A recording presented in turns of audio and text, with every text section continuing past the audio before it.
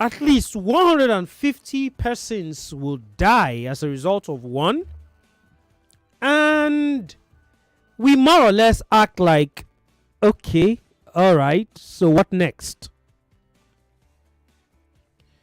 Are deaths in Nigeria becoming just mere statistics? 20 people were killed in a boat accident. 15 died of cholera. 74 died of terrorist attack. And then we just move on. We will be finding answers to these questions I just posed, even as we also talk about the bloody incidents that have happened over the last 48 hours since a mere election, local government for that matter, took place in Rivers State. The funny thing is, Rivers State was not the only state over the weekend that we had local government elections. Unfortunately, Rivers State has become the news over the last 48 hours. This is how I welcome you to another bumper package of the Newsroom, a program that takes a critical look at some of the big stories making the rounds in the last 7 days, produced and brought to you courtesy of Nigeria Info's Newsroom. Well, make that cool Wazobia Info Kids Arewa Newsroom, Lagos.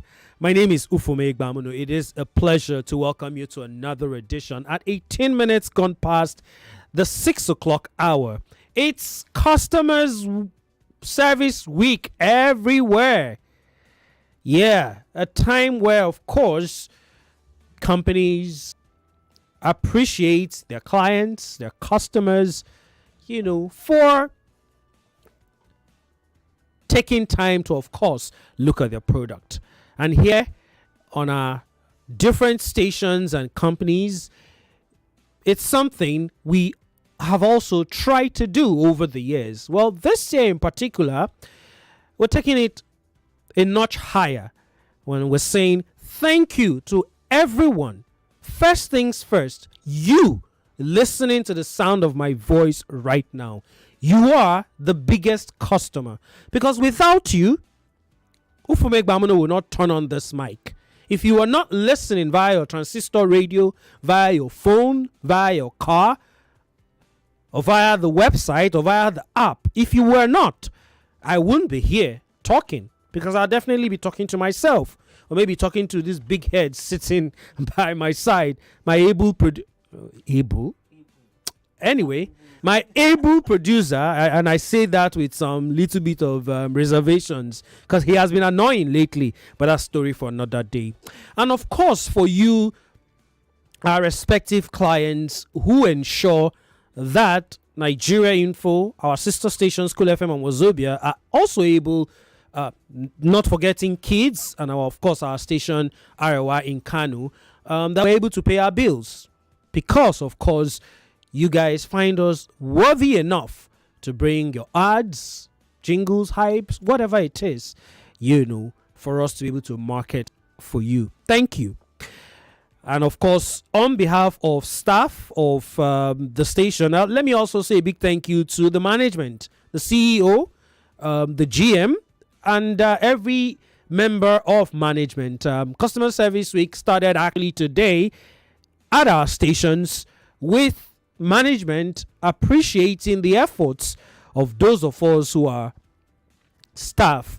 The hard work, the cleaner, the driver, the news producer, the OAP, the finance person, the security, everybody has a part to play to ensure that we can be of great service to you, the listener, who is our biggest client. So happy Customer Service Week, and of course we'll run this between now and the end of the week. But let's move on now to the big issues, because we will go to Port Harcourt quickly and speak to one of our correspondents. The big news is that at least 4 local governments today were burnt, or parts of them, and you begin to wonder, I've been at not be the same local government election where they do for Akwa Ibom State. Like literally, is it not the same local government elections that took place in Benue? Why is River State different? Why on earth are we going through all of this arson, and fighting just when the police decided that, hey, okay, elections have come and gone. We've seen winners. We're living, because all the local governments have been on lock and key for a while now. But the police left this morning and all hell broke loose. We are being joined as I speak by Nigeria Info Cool FM and Wazobia correspondent in Port Harcourt, Emeka Otuka. Emeka, a very good evening to you. How is Port Harcourt right now? Port Harcourt is fine. Good evening, Ufuoma, for having me this evening, and for me to also inform you that I sprained my leg this afternoon while I was at Obiabo. You sprained? Situation in Port Harcourt. You sprained your legs? Situation in Port Harcourt. Yes, honestly, when they came, the hoodlums came this afternoon after they've sworn in the councillors and the deputy vice chairman of Obiabo local government area. Even after the swearing in, some of us were coming outside while the chairman was also assessing the council. All we could hear was shooting from different angles at the council. So some of us were, or everybody, not some of us, everybody, we're all trying to see how we can run for safety. But at the end of the day, some persons sustained the injury and all of that. And the situation was not only in Obiabo local government, in the Kwele local government area too. The council secretary was burnt. The entrance to the council secretary, the secretary there was burnt. In the local government as well, it was also burnt. In Eneme local government, it was also burnt. So we gathered that the hoodlums were supporters of the FCT minister who were opposed to the conduct of the local government election. On Saturday during the election, there was a protest by some supporters of the FCT ministers on Aba Road to INEC office. They were saying that to RISEC office, they were saying that RISEC should obey the Federal High Court order or judgment that restrained RISEC from conducting the local government election, that what they are doing is a nullity. So after that election on Saturday, the governor yesterday saw in the statement that we elected at the government house. And this morning we saw a memo from the River State Police Command that they are leaving the secretariat, that there is a directive from the Inspector General of Police for them to vacate the secretariat. So while they were out of the secretariat, this other, the newly elected chairman and their councillors, they went there this morning to assess the council. This was what took out this problem that we saw today. So let me get a few things straight. The IG sent that memo to the police in Port Harcourt or in River. The new commissioner of police in River State meaning that a memo this morning. Yes. Meaning that to a large extent, the Inspector General of Police understands that an election has taken place, winners have been declared, and they've been sworn in, so they should, of course, assume office. But I want to ask. That is what it meant, because for the past 3 months, I think the council has been barricaded. All the councils have been barricaded by the Secretary of Petty, the police. But this morning there was a memo after the election and swearing in of the local government chairman that the police should vacate the council secretariat, which they did this morning. So while they left the secretariat and the council chairman, they came in. Even some could not access their secretariat because before they could get to that place, these other people, they've already taken over the environment. So there's no way they can access the council secretary. But in Obiabo, they were able to access the council secretary before the hoodlums came shooting this afternoon. Okay, so there's been a lot of confusion, on what exactly the Federal High Court, what exactly the judgment was. Now, I heard the governor, I think that was Friday evening, or is it? Friday, the early hours of Friday morning, when supposedly police wanted to go to RISEC's office. I heard him clearly, talk about the fact that, hey, the court. Can you hear me, Emeka? Yes, I can hear you now. Okay, I was saying that I heard the governor in the early hours of Friday morning, talk about the fact that the court's pronouncement did not actually say RISEC should not conduct that election. That's what the governor says. Now, the APC persons and the PDP persons have said otherwise, that in fact one of the judgments or one of the pronouncements from the judge is that RISEC should not conduct the election. Now, unfortunately, I have not been just a second. Unfortunately, I have not been able to see the pronouncements, the paper. The copy of the court order or the court judgment was shared on Friday by the APC, by the fractional chairman of the APC in Rivers State, Tony Okocha. Okay. In that judgment, they said the court restrained the second and restrained the first, second, fourth, and fifth defendant, the third, fourth, and fifth defendant from participating in the conduct of the local government election until the second defendant in that matter, which is RISEC, comply to all the processes for the conduct of local government elections. Okay, so the people the restrained are actually the political parties. That's APC, PDP, and who again? They restrain the police. Okay. That is the security agencies. They restrain INEC from giving prayer, exactly. Yeah, because in their prayer they pray that INEC should not release the voters register. Okay. So since they are defendants in that matter, they said they restrain the third, fourth, and fifth defendants. So for the benefit of the audience listening, we want to know who those second, third, and so it's INEC, security, and who's the third person? The third. What is the third? I can't. Okay. Let's leave that because sometimes these things happen. But the judge restrained INEC and security from participating until RISEC complies with. The process is because in their prayer, the APC under the leadership of Tony Okocha, they went to court to ask the court to ask direct RISEC to comply to the processes for the conduct of the election.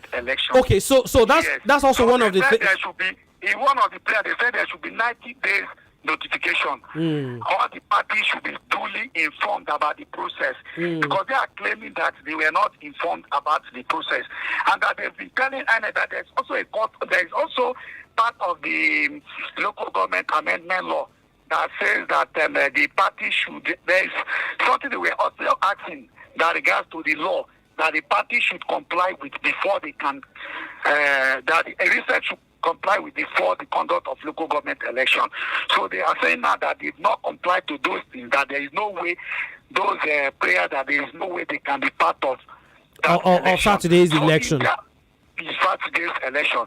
So in that belief, they believe that if the council, the police have vacated the council secretariat, there is still no elective local government chairman in the state. But unfortunately for them, it's also not in their place to determine whether or not an election took place or the election was null and void.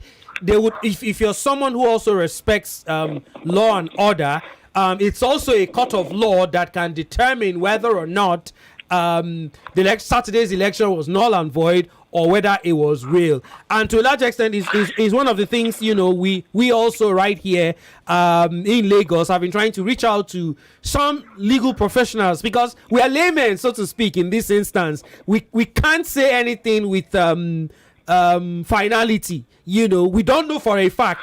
Okay, in River State, what I see was told me what is playing up now in River State is a kind of supreme mercy, like who is in charge to exercise the power, who is actually in control of the structure of the state and all of that. If not, ordinarily, the police leaving the council secretariat shouldn't have caused any crisis in the state today, because to me, one would have think that, okay, if people are not pleased with the conduct of the election, you approach the court again to tell the court that, see, these people, they violated your order and they are now at the council secretariat. The court can say, okay, they should leave the council secretariat and they are not duly elected local government chairman before any action can be taken. That is in my own opinion. Exactly, and I would agree with your opinion too, because ideally that's how a normal society should go. But what we're seeing at this point in time, like you said, is a fight for the heart and soul of Rivers State by politicians. But let's talk about the people now. How are Rivers people taking all of this?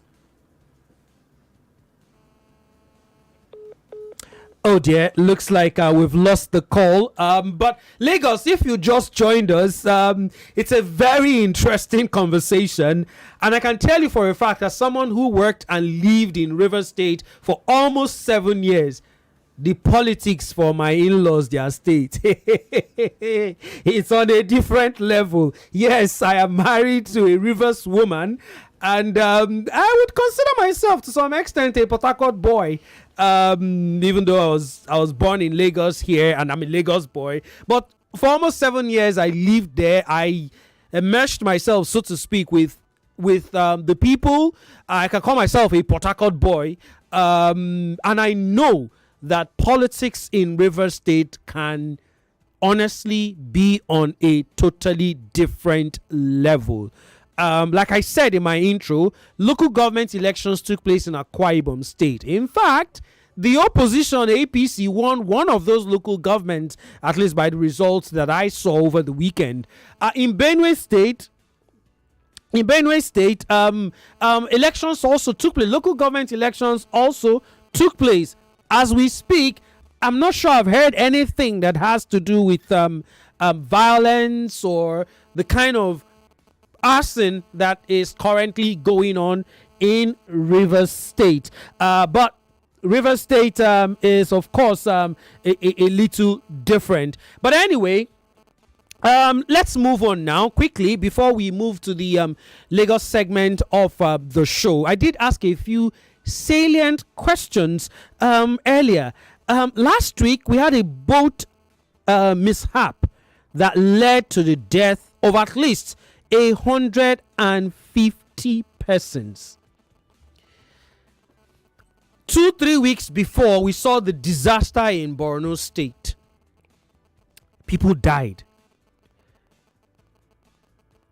And over the last 15 years, we've had one terrorism attack or another. Right now, for us, the media, I'm trying for us to do some sort of soul searching. Have we now reduced all of these disasters to just mere numbers? 70 people died. 80 people died. 150 persons died. And we've sort of moved on like nothing happened. These are husbands, wives, children, parents. Anyway, I'm being joined once again by the head of station of Al Ansar Radio and TV in Maiduguri, Mohammed Usman, on the newsroom this evening. A very good evening to you, sir. How are you doing? Fine, thank you. Good evening. Good evening. We spoke about 2 or 3 weeks ago after the dam collapse and all of the tragedy brought with it to Borno State. So let me actually start this conversation from there. How is Maiduguri and how are you guys coping? You got cut off a bit towards the end, but I heard you say how's Maiduguri? Yes, and how are you guys coping? Well, we are coping. If there's anything I know the whole Nigerians for is resilience, and especially the people of Borno. Because, I mean, if you take a look at what we've gone through over the past decade, it's not something that a lot of people might survive, but we're still here, and considering what has happened over the past couple of weeks, well, we're still here, we're still standing. The resilience is showing. But, yes, some of the things that, we talked about the last time when I said we're going to be having health issues. We have an outbreak of diphtheria now. I saw a message earlier this morning telling us about, a diphtheria outbreak in some areas. And these are areas where this flooding, happened. And then there's the issue of, malaria and typhoid everywhere. Mostly at the areas where the flooding happened was more profound. And then, of course, a cholera outbreak as well. I mean, it even started at one of the camps that was closed down and reduced to one of 3 camps now. So we're still here, mostly alive, still surviving, yes. Now, you made mention of the fact that Maiduguri, has been going through some of this in the past decade, and I'm sure you were referring to Boko Haram issues, the terrorism, bombing, kidnapping and killings that have gone on in the north. And I remember vividly, when all of these started. For most of us down south, we really didn't take it as something serious. It was more of Shebina day they happen, it consigned them. For a lot of us, it felt that way when all of those bombings, were going on. Up until the UN building was touched in Abuja. More or less when he came home, did some of us started taking notice or so, and it's been like it's a trend now across the country. One disaster or another happens and we just go, okay, it don't happen, and we move on. Are you worried, that one way or the other, that's the kind of mindset we now have? We've now become numb, so to speak, to these issues. Well, I think it is partly our fault. When I say our, I mean the media. It's because of how we over-sensationalize some of these things that happen. How we don't go deep into it. We look at it from the surface most times. But not all of our blame as well, because even the people that consume this information prefer it that way. They do not like, going in deep into some of these things, because like you said earlier, when these things happen, people are like, it doesn't concern us or it doesn't affect us directly. It's them. I remember when the whole Boko Haram thing was heated, I was still in the University of Maiduguri here. I was living in Lagos in Ojo Cantonment. And whenever I went back home, it was hard for me to come back to the north, to come back to Maiduguri to study, because almost all the parents have gathered at my house to try to force my parents to make me stay or send me to another school. But I was insistent on coming back to finish school here. So it's more so, yes, it's the same. Though they happen to us, we don't send us until they come our place. And rightly, like you said, it was until it came to Abuja that the whole of Nigeria paid attention. The whole of the north paid attention when it came to Kano. There were lots of bombings around Bompai police barracks. Yeah. That was when people in the north paid attention. And then for the whole of Nigeria was until it came to Abuja. So there's the over-sensationalization of all of these things, and how most times, especially print media, I'm sorry to say, try to, I don't know how they write these things, but it always has to be the fault of one particular region or the other, a negligence of one particular region or the other. So it tends to make people believe, so it concerns only these people, not all of us. There's no way it's going to affect all of us if it's just these people. But they forget that when they are done with this side, they're going to move to this side. Look at the security issues we're facing now in the Northwest. It is all as a result of what is going on in the Northeast. True. The bombardment that they are facing from the Joint Task Force here in the Northeast has forced them to flee down to the Northwest. And now it's affecting them there. And when they're done with the Northwest, where are they going to move to? Down south. So until we are able to recognize that when a calamity befalls one person, it befalls us all, because at the end of the day, the people that are their businesses, their livelihoods are being affected, what are they going to do after some time? They have to survive as well. And then they might fall to some of these means, these dastardly means that has resulted in the situation we currently are in now, and it can perpetuate it.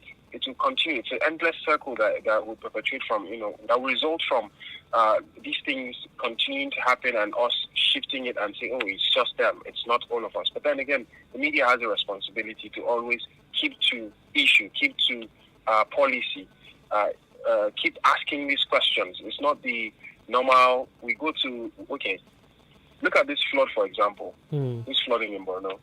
There's nobody that has been able to ask, who has resigned? The questions have stopped. True. Who has resigned? True. Who has been held accountable? What has happened? What is going on? Everybody was concerned about the monies that were being donated to the state government. Hello, can you still hear me? Yes, I can hear you. Please go on. Yes. So everybody is concerned about what? Money. That money is what everybody is concerned about, not the lives that were lost. I mean, there were people, mothers floating, pregnant women floating on water, and it's crazy. Zoo animals attacked people. But nobody is concerned about the major issues. They're concerned about the money aspect of it. They're concerned about the money aspect of it. And the media people have stopped asking questions. How many media, how many reporters or how many media organizations have gone to the reps to ask them these questions? Okay, what are you guys now doing? Are you probing this Alo Dam bust? I mean, it's already in the public space, in the media space, that state government workers said that this thing was fine. In fact, they reassured the people of the yes, just a few days before and it now happened. We are just chalking up to an act of God, Mm-hmm. and that we should not blame anybody. Let's move forward. Let's chalk it up to an act of God. It's not anybody's fault that it happened. How? So nobody's asking these questions anymore. If we see our representatives or our senators in this location, instead of us to ask them these pertinent questions, so amount of people died in Zamfara. What are you people doing to make sure that these people's lives are not just being wasted? Kidnappings in the southwest. What are you doing? This young man has killed his girlfriend to do Yahoo money. What are you people doing? We tend to just leave it at the feet of some of these executives, and I think we let a lot of politicians slide in terms of our state house of assembly, our house of representatives, our senators. We let them go easily. Even the chairman. Okay, the chairman now. With this administration now, they said they're going to push for the 774 local governments to have autonomy. Fine and good. So we now have to start holding our local government chairmen accountable. Before, if you talk to them, they will say, I don't have money to do anything now. It's until states say I should do this. Okay, now you have the money to do everything to make sure things are moving. What exactly are you doing? What have you done? We have to start holding every single strata of the political sphere accountable to us. Okay. Because we're the ones that put them there, and we can get them out. So I don't know why. So it's a whole. The blame can be shared across board to everybody. Yes. All right. We would have to leave it here. Unfortunately, we do not have so much time on this show. But thank you very much, Mohammed Usman, head of station Al Ansar Radio and TV in Maiduguri, for giving us this time to discuss this very disturbing issue. You're welcome. All right. There's so much we will talk about on this part, because it's something I more or less take personal, and I'm criticizing myself because I'm part of the media. We need to honestly do better. We honestly need to do better. 150 persons died just last week, but up until a few days ago, we're still more concerned with Bobrisky and Very Dark Man and all that shenanigans. Anyway, let me not get upset. So let's move on. It's now time to move on to the next segment of the show, the Newsroom Lagos, where we discuss some of the big issues that concerns you, the Lagosian or the resident of Lagos. And of course, it is brought to you courtesy of the Lagos State Government. Today on the show, we were supposed to talk about something totally different. Unfortunately, the planned interview we had, we were supposed to have had over the weekend with one of the commissioners in Lagos State, which was supposed to have been the subject of our conversation today, that could not hold. However, hopefully we will do that interview pretty soon.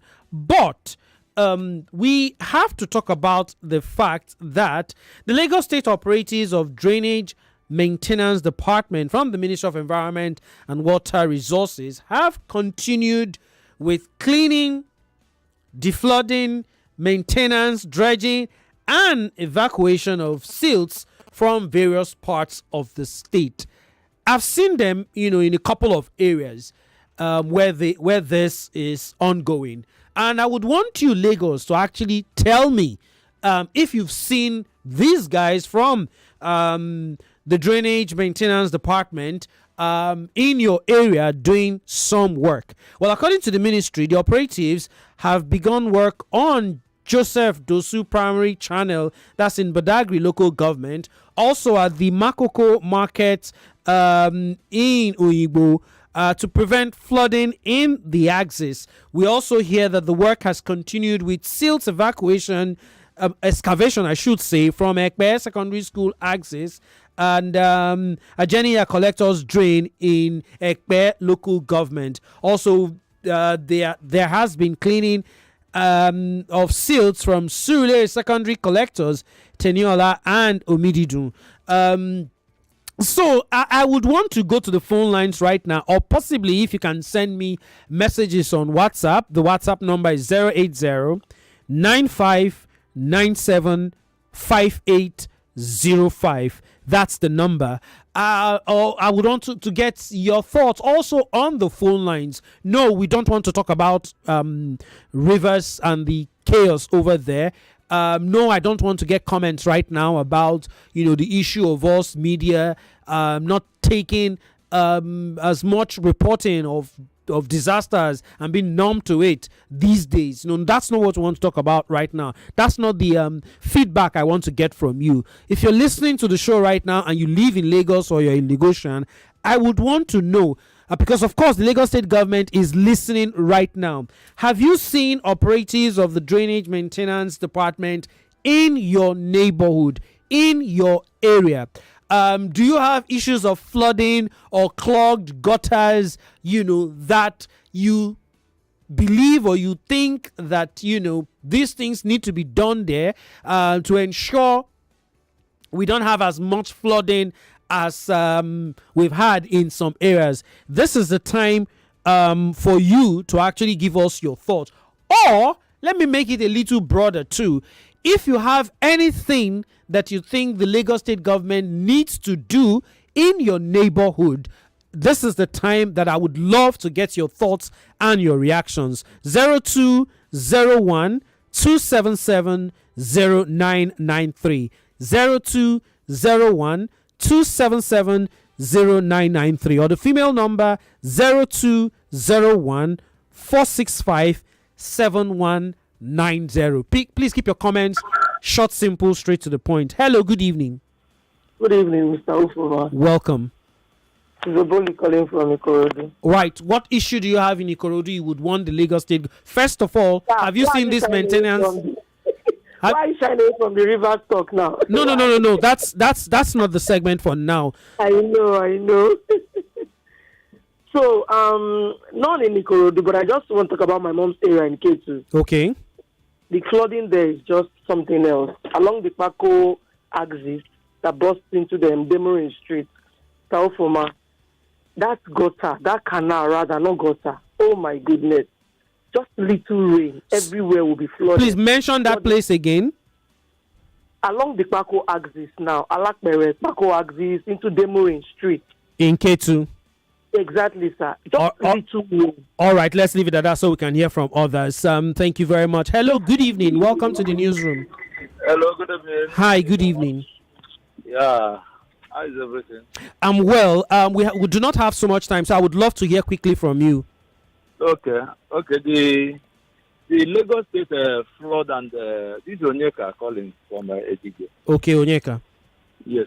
So they are working. I've seen them several places. But there's something I still want Lagos State government to do. Okay. They are bringing out those decks, and sometimes they still leave it here, not packing it up. And then it goes back to the gutters. Your guess is as good. But there are some places they will bring out and they will pack it. Do you have an idea of these places where they bring them out and don't pack it so that they can take action?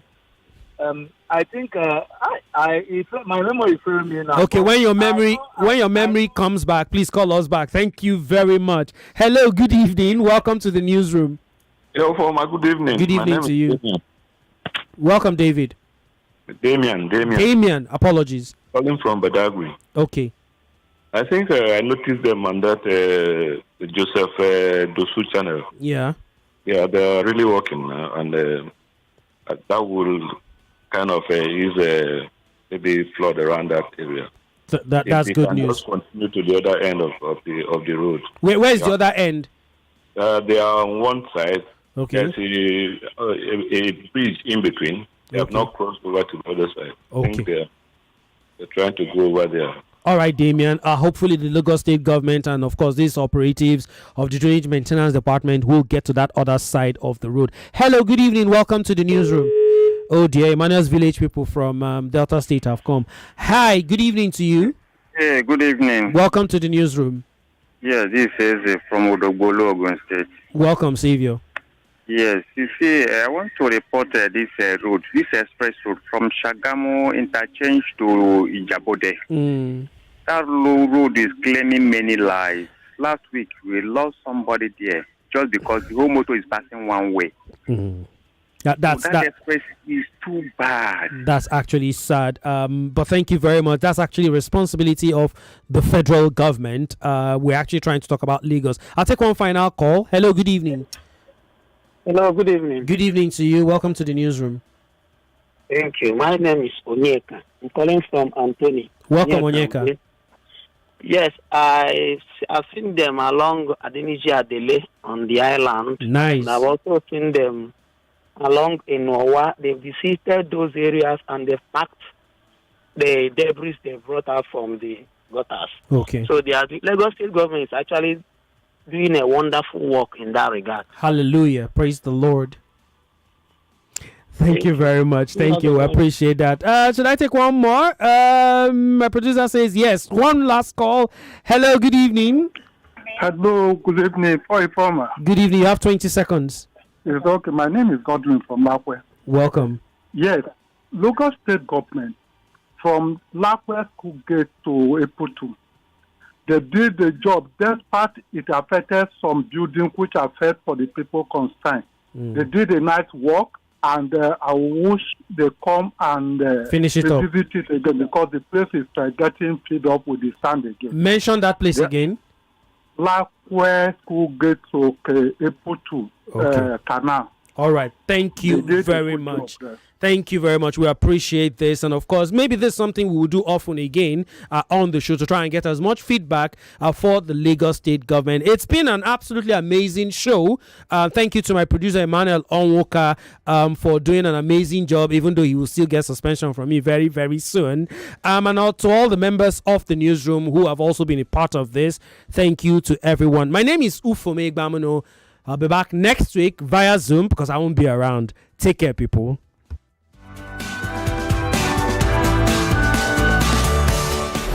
99.3 Nigeria Info. We'll be right back. Hello there. It's 99.3 Nigeria Info. We are more than just radio.